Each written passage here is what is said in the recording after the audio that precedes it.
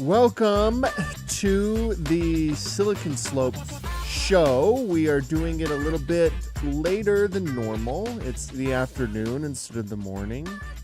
Today's show is brought to you by the Masters of Business Creation at the University of Utah. Do you want help growing a startup company? Enroll in the Masters of Business Creation program at the University of Utah's David Eckel School of Business, a top-ranked school for entrepreneurship. It's available online or in person and mixes practical support with a professional degree program. Learn more and apply to the Master of Business Creation at eccles.utah.edu/MBC. The Masters of Business Creation program is an accelerator packaged as a master's degree. Having the ability to do this program online is amazing. Whether they're just starting a business or a little bit further along, there are so many people out there that could benefit. There you have it. Garrett, who's our guest today? We are joined by Cory Linton, who is the CEO at Mojo AI. Yep. I like the name. Thank you. How's it going? I was on your site yesterday. I'm pretty fascinated about what you guys do. How did you get into this? Well, never knew anything about safety 5 years ago. So started the company in 2018. We had sold a company a couple years earlier. And really, AI speaks to my soul. So I wanted to do an AI company, and started out looking at just a lot of different things. And through a local construction company, Brahma Construction, learned about safety, and it was just fascinating. Safety is interesting because it's mission critical in high risk industries like construction, mining, energy, and quickly I'm leaving out all the potholes and dead ends of the startup experience, but they're all there. But about a year and a half into it, got into safety, and then got introduced to Facebook, the Facebook data center down at Eagle Mountain, and realized there was a product that they were looking at licensing that the company that owned the product wouldn't license it. And long story short, we bought the product and started rolling out with Facebook. So, and now we're the only safety technology Facebook mandates globally in every data center project worldwide. So what is safety technology? Tell us what all this means. Great question, Clint. So safety, look, we all work in tech and software. We sit in an office. None of you have probably thought about safety one day of your life, although you have great high-vis gear on. That's for hunting safety, right? Right. Well, also here there's plants, and you could trip theoretically on a wire. Yeah. So you guys have, I don't know, Garrett, who you work for, but Clint, you work for Silicon Slopes. Mm-hmm. They have workers' comp insurance on you. And my guess is I hope so. I don't know. Well, they have to by law. Do. So they do. Okay, good.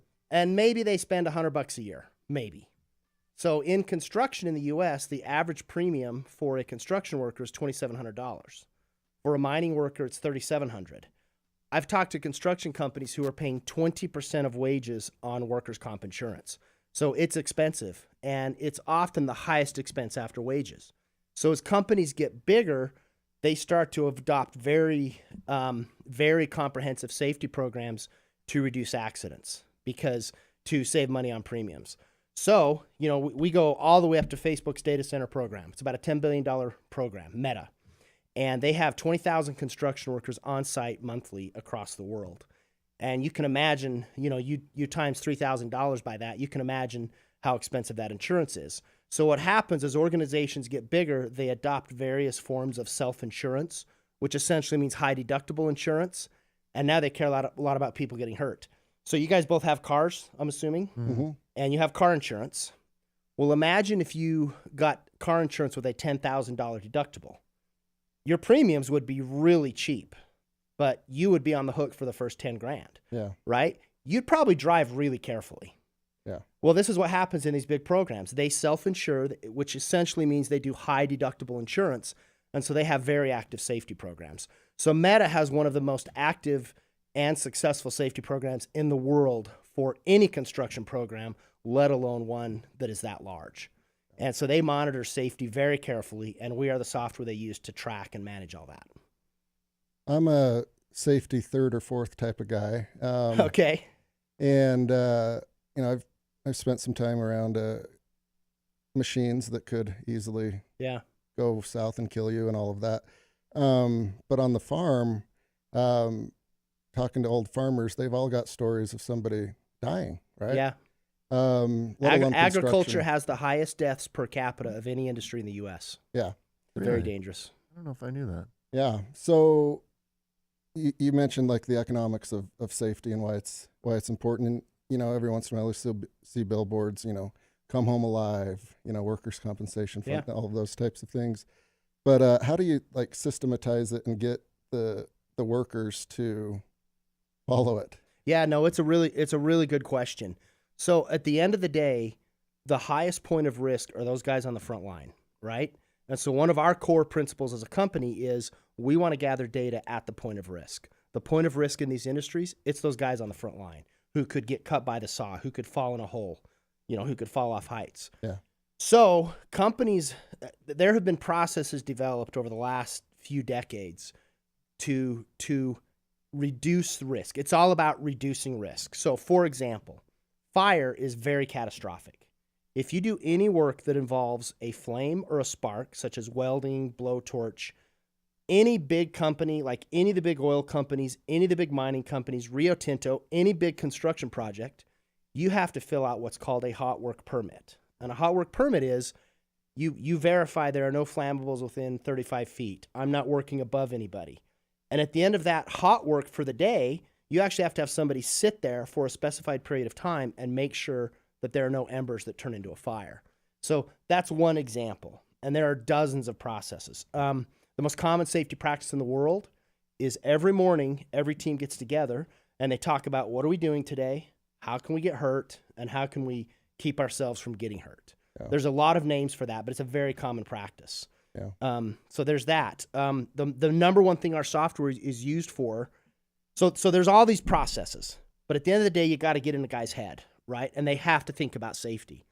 So the most common use of our software is to gather what are called safety observations. And an observation is, I see something safe or unsafe, and I have to document it. If it's unsafe, I need to identify who's responsible to fix it. So for example, I see a puddle of water. That's a risk of somebody slipping. If somebody slips, they could twist their ankle, which is a few $1,000s, or they could tweak their knee, which is $40,000 to $50,000, or they could hit their head and die, right? Mm-hmm. Which is multiple millions of dollars. So observations require you to look around and find something. So it really requires you mentally to engage in your surroundings. So we gather tens of thousands of these observations a week from all of our customers, and it produces a really valuable data set because it's really what's going on the job site. So there are these established processes, like we talked about the hot work permit, the morning safety meeting, but then there are these activities like observations where I've got to look around and I've got to look around my surroundings and find good or bad. And Meta and all of our customers with really good safety records, they require a certain number of these observations either daily or weekly or monthly. Interesting. So you, like if you're driving out to Twilla, you drive by Kennecott and they've got gigantic buildings with huge signs that say, think safety. Yep. And then they'll have signs that it's 688 days without an accident, right? That's because they've been applying these same principles over decades and decades. They are doing the exact things we're talking about. Yep. And big companies, the thing I love about safety, like I said, 5 years ago, I had no idea safety was even a thing. And as I learned about it, in these companies, it is as mission critical as finance or anything. And the other thing I love about safety, it touches the entire company from frontline workers all the way up to the CEO. And you can go on to any of these companies on their website and safety will be listed as one of their core values. And there's two reasons for it. There's a very real economic driver in insurance costs, but also, do you want to go work for a company who doesn't really care if you get home safely at night, right? Yeah. As an employee, you want to know that the company cares about you, and that's really important. Yeah, you don't want to be in a meat grinder where you're just collateral damage. No. So with Mojo AI, how does the frontline folks, how do they interact with your product, your service, your platform? So a simple way to think about this is a lot of the processes we support have been paper-based processes for a long time.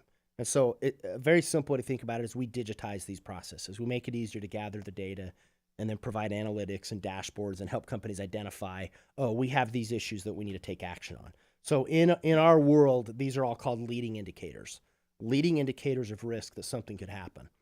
So that's how our software works. But where we're really excited is what we're doing with AI, because this is killer and nobody else has this in our industry. So think of a frontline worker. So a very common part of safety is filling out a form, right? And you do a drop down, select, drop down, select, drop down, select. We've all done that. Well, what we've got now with, and this is a combination of our data historically and tuning large language models, is instead of filling out a form, I can just describe, okay, I'm doing a hot work permit today, and I just talk through it in whatever order in my own language. We fill out the form for the person, they can verify it, and they can hit submit. So it's a much more natural experience. So as an example of that, I talked about these safety observations. So an observation could be, hey, Clint's on the roof and he's not tied off. Well, according to OSHA regulations, if you're working over 6 feet high, you're supposed to have a harness on and you're supposed to tie yourself off to something that can stop you if you fall. Mm-hmm.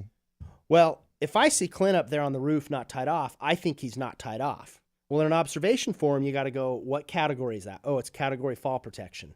And that's an act because it involves a person. And it's a recognition of a hazard, not recognition of something good. Well, instead, I can just say, Clint's on the roof not tied off.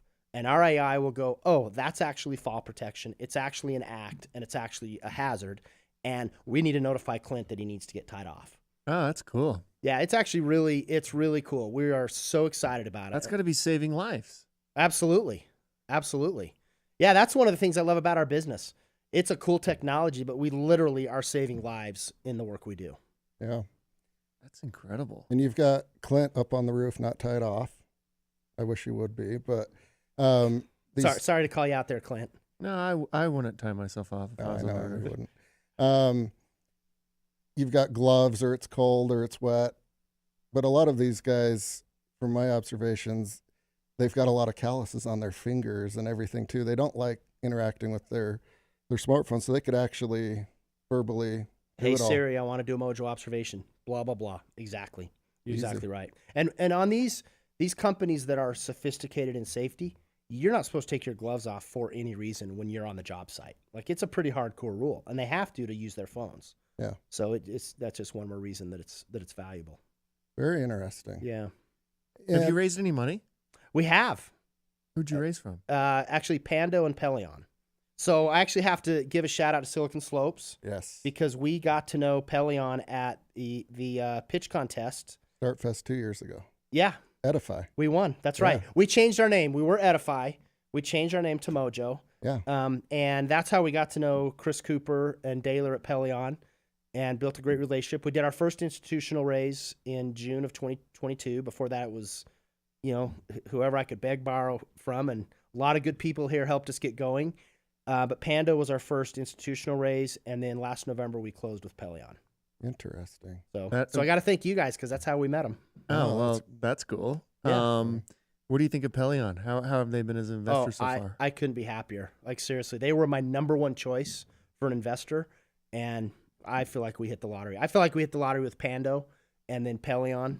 They're just, Chris Cooper's who I work with the most, so I'm going to give Chris a shout out. And Chris Daler. is great. The whole Pelion team is great. They've been doing this for 40 years. Yeah. Like, they just know what they're doing. They've been around the block, and I really appreciate that because they have a perspective that, there's a lot of money out there trying to get into tech, and I probably have pitched to every firm in Utah. I'm sure I have. I added up on this last raise. I pitched to about 70 different firms across the country. So I've met a lot, and the difference in their experience, you can just tell. They just know what they're doing. And I take a lot of comfort in that and feel like we have great partners who are going to help lead us. And really, investors become significant when things go south, right? If you're doing great, everybody's happy. Yeah. And I've lived through companies where things went south, and having a company like Pelion to help us navigate that. Hopefully we won't, but I'm a little older than most of the guys who probably sit in this chair. So I've been around a little longer and had some ups and downs. Yeah, there's downs, regardless of how hard you try. There are downs. That's the only thing I can promise is things are not going to go the way we plan. Yeah. Yep. Which, like, nobody goes to work at a construction site thinking they'll get run over by a forklift today, right? Like, that's right. And they have families and people at home. when companies get serious about safety, it's about 200 employees. And there's two things that happen. One, they have about a $500,000 bill for work comp every year, and they go, wow, how do I get this thing under control? Or two, they've had a bad accident. A small business with about 50 employees or less will have a bad accident every 7 years. So as you get more employees, your odds go up. And I've talked to multiple C-level execs in construction, mining, energy, who have said, when I attended my employee's funeral, that was one of the worst days of my life, having to talk to their wife and their kids and realize that guy was at my company under my care, and he didn't come home to his family. Like I've seen guys tear up over this. It's a very emotional thing. Yeah. Because once it's over, it's over. You can't, no That's takebacks. Right. Yep. Your client base, who are they? How do you sell to them? You know, I'm thinking like gigantic construction projects like the World Cup in Qatar or things like that. I would assume those would be good folks, but is that correct? Yeah, so our biggest customer, as I mentioned, is Meta. Our second biggest customer is Prologis. So Prologis, they're the largest warehouse company in the world. They own about 5,000 operating warehouses around the world, and they build about 60 to 80 new ones a year. And they lease them to Amazon, FedEx, and they're actually one of the only companies that Walmart will lease warehouses from. So we're now part of Prologis's program for every new warehouse construction project they do. So we have kind of this group of, we call those owners, right? They're paying to build something. They care a lot about safety, so they require the use of our software. And then our other group of customers are construction companies, mining companies, oil and gas companies, and just all over the spectrum. So we're enterprise SaaS. So we have an enterprise sales motion. We have account managers, account executives, a sales team. You know, it's all pretty traditional stuff. But insurance is such an important part in our industry that we do work closely with a lot of brokers and a lot of carriers. You mentioned WCF earlier. We do a lot of work with WCF. Yeah. And do you find it easier to sell to organizations that care about safety or don't care about safety? Super interesting you ask this, because in organizations that care about safety, our deals close fastest when a company, our ideal customer that closes the fastest, 200 to 1,000 employees, they have a rigorous safety program and it's paper-based. That is like, we love that. And there's a lot of that out there. We still bump into other software programs, but we bump into paper more than anything. And what's interesting, so in the insurance world, every company has what's called an experience modification rating. There's a lot of names for it, mod, E-mod, X-mod, but it's essentially a safety rating. And a 1.0 means you are average. 2 means you're twice as bad, and it also means your premium will be twice what it should be. So it directly correlates to premium. We have not figured out how to crack the nut with small companies. I mean, I'm thinking of a company here locally. I'm not going to name them. 85 employees. They had an E-mod of 2.6, which means they're paying 260% of the premium they should be paying. And we couldn't get them to spend $6,000. So we don't spend a lot of time on the lower end of the market because they just don't. The reality is the odds are in their favor. They won't have an accident, and they just don't treat safety the same way that bigger companies do. You said it was a typical SaaS model. How do you make money? Like, I think that would be useful for you to go into. Is it like a per person on site per user type per of thing? year, Kind of like a per seat per year? Okay. Yep, per user per year based on the company size. Okay, so, that makes sense. Yeah, we're hosted on Amazon, and so now we just released. This is our AI is our new platform, which we just released, which is both web and mobile app based. Oh, that's great. I love it when cultures or different ideologies collide, and SaaS and tech, and what y'all are doing is way different than 500 folks building a building or a data center. Yeah. It's always interesting to get the buy-in and the onboarding. How does that work for you guys? Well, it's interesting. I mean, I've been doing this for 5 years, and I've rolled this out with a lot of frontline teams. And you get your younger generation who is coming more and more into these industries. They're like, it's about damn time, right? We can't believe we've been using this thing called paper and pen. But you still have older generations who it's hard for them. They've been doing it on paper for 30 years, and I would say, if I had to guess, I would say 90 to 95% of the people are very open and supportive, and they get the value pretty quick. But you always have one or two old codgers who I'm never going away from paper. I can feel it in my hand, and so you get a little bit of that. But they could buy your product and still do paper if they wanted, right? yeah. And honestly, we've been able to bring them all along, but it is, you're talking about implementation. It is a little more challenging because you don't have people sitting at a desk. You don't have 1,000 people in an office building all sitting at their computer all day. Yeah. You have guys who are out in the field who very seldom interact with technology. Mm-hmm. Now, fortunately, the world has learned how to install apps and create usernames and logins, right? This world is a lot more ready for this now even than 5 years ago. Yeah. And connectivity. This is, I've had people say, what's changed? Why isn't this all digitized? And it's a couple of reasons. One, internet coverage is much better it gets better every year, right? Mm-hmm. But also, the 99% of people out there are comfortable using a smartphone and comfortable installing apps, and all of that's made a difference. For sure. When you guys onboard a new customer, let's say it's 1,000 folks, what metrics, what data do you look at to see that, they're using it, it's working, the company will achieve their ROI, they've bought in? Yeah, so a couple things. One, how many people log in? And two, one of our unique features, we call it goal and control, and it's where a company can set up their rules. Like, we want you to do this once a day, this twice a week, this 5 times a month, whatever that is.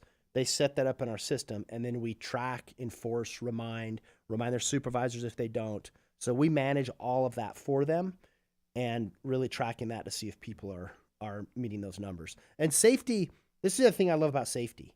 It is not optional in these companies. Like, you don't not do safety, you get fired. Yeah. And you might get a second chance.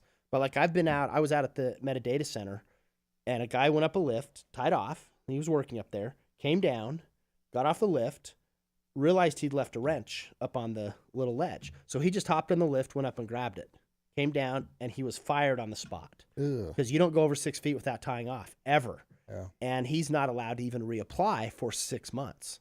So these environments, safety is so different than the environment you and I are all used to of being in an office, right?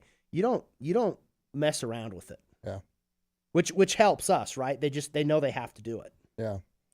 Which might help explain why, like, farming and agriculture has such a high rate of bad stuff, because they don't have that oversight. These are independent small family farms, and this is the way the great granddaddy did it, and there's not anyone calling them out on That's right. stuff. That's right. I am really excited because we've got really good stuff going on in enterprises, and I'll define enterprises, 200 employees or more. We've got a new small business product that we're working with an insurance carrier and a couple of big groups on for small businesses, and it's all SMS text driven. And it's pretty cool, and it uses AI to engage the user. For example, hey, do you want your safety tip? Which tone do you want your safety tip in today? Donald Trump, gangsta, or pirate? And then it communicates, and we've identified like 30 of these, but little things like that make it more fun, right? And so Do most people pick Trump? We don't know yet. We're still on the very front end of this, but the fact that you can just and the way we're going to do it is just the facts, and then we'll randomly pick 3 of these tones, and That's it'll be hilarious. fun. And every day they will literally see 3 different ones and seldom see the same. So it'll be kind of fun to test that out. But those are my previous company. We did online training for teachers, so we learned a lot about adult learning. Humor is a really important part of learning. Yeah. And you can imagine these guys out there, oh dude, check this out, this is funny. We actually played with one, and it was, so hydration's a big deal in the heat. Mm-hmm. So we played with an AI driven safety tip that was snarky and R-rated, and it was absolutely hilarious. And we tested this with a bunch of customers, and everybody said, oh my gosh, that is so funny. Our guys would share that around, but there's no way that's coming from us. And so we kind of backed it off, and we've kind of settled in the PG, flirting with PG-13. But it's been kind of fun to play with. And these guys, these guys, they have language that's pretty salty. Oh, for sure. There's never a dull moment. No, there's sites never like a dull that. moment. And they see through BS really fast. Real quick. Yeah, they got good sniffers. I was at a dog and pony show with some mayors and politicians at a world-renowned aircraft maker, and we were standing off to the side, and I got hit by a cart full of metal right in the backside.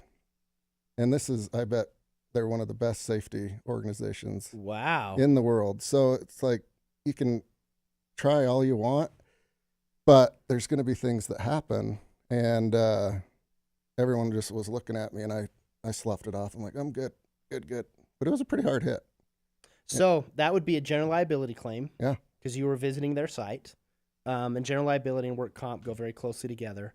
But like what a company like Rio Tinto would do, that would have been, we stop work, we identify what happened, why, what protocols weren't followed, what do we change next time. They literally will do a stop workage over a near miss, which means a cart almost hit you. The fact that it hit you, they would have taken all that down. They'd have taken all your information. Like, it would have been, that's a pretty big deal, because that could have really hurt you. Yeah, I just walked it off, and I was like, we're good. Get out of here. Oh, man. Well, I can imagine if they were a world-renowned aircraft carrier, there were some pretty intense meetings afterwards. Yeah. Of what the bleepity bleep happened. Yeah. Hopefully it was a warning and they improved upon it. Yeah. Probably just a warning directly to you. It's like, get out of here. Oh, that was on purpose, by the way. That's your cue to leave. Like nothing went wrong. We actually meant to do that. Yeah, I we hope meant to so. do that. I hope so. What does the future hold for you guys? What's the next big frontier? Look, we are really excited about what we're doing. Long term, the economic driver behind what we do is insurance, mainly work comp and general liability. Global commercial insurance is about an $865 billion industry that has not changed in decades. Insurance companies do four things: they assess risk, they price risk, they manage claims, and they invest whatever money is left over. They really like to do that. Yeah. So ultimately what we're doing is building the world's most accurate risk profile for high-risk industries. Because if we can do that, then we can predict what to do to reduce the risk, and we can reduce claims. So if we can reduce global claim, like let's just say in the U.S., if we can reduce work comp claims by 5%, that's worth about $7.5 billion of free cash flow a year to insurance companies. Like, we do not have to move the needle very much to have a massive impact. So we ultimately are going to disrupt insurance. Right now, we're very laser focused on work comp and safety, because that's where, we've got to have a big enough market share. But we've built a prototype of this risk profile that has phenomenal results. So we feel very good about that. We're going to be building that out over the next few years and really focused on building our market share.